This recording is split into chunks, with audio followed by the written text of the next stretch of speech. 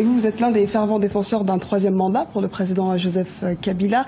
Vous plaidez pour une modification constitutionnelle pour un troisième mandat. Donc, vous souhaitez même l'instauration d'un scrutin indirect pour l'élection du président. Pourquoi vouloir modifier le système électoral? Ah non, nous disons ceci, que le Congo a envie de Kabila. Parce que le Congo a envie de la paix. Le Congo a donc envie...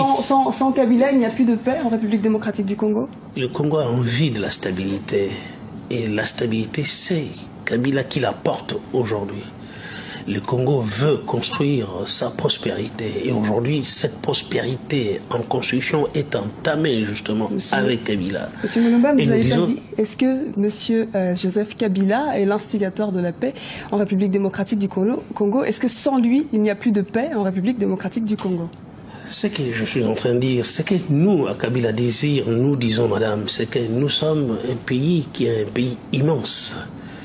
Immense, un sous-continent qui a connu des guerres qui ne sont pas derrière nous, mais qui sont devant nous. Et donc, le plus important pour nous, c'est la paix, la stabilité et la prospérité.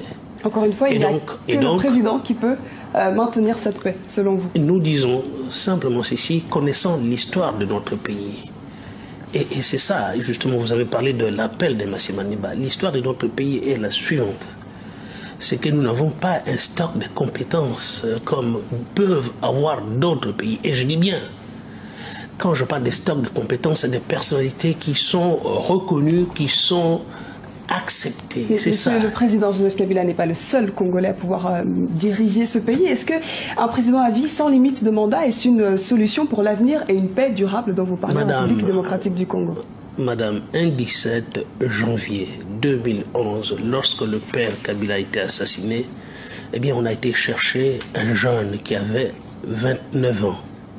Le Congo régorgeait toujours des docteurs en droit, régorgeait toujours des docteurs en sciences politiques, régorgeait toujours d'officiers qui avaient fait Saint-Cyr. On a été chercher un homme qui représentait le consensus. Et si je remonte encore dans l'histoire de notre pays, eh bien, ça a été comme ça avec Mobutu. Donc, je dis, il y a des personnalités d'exception qui ne sont pas forcément des docteurs en sciences politiques. Autre que le président Joseph Kabila, peut-être.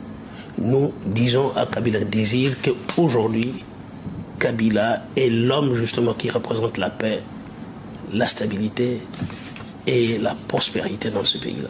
Merci d'avoir répondu à nos questions, Monsieur Tryphon Kinki Mulumba. Je rappelle que vous êtes donc ministre congolais, chargé des relations avec le Parlement et président de l'association Kabila Désir. Je vous en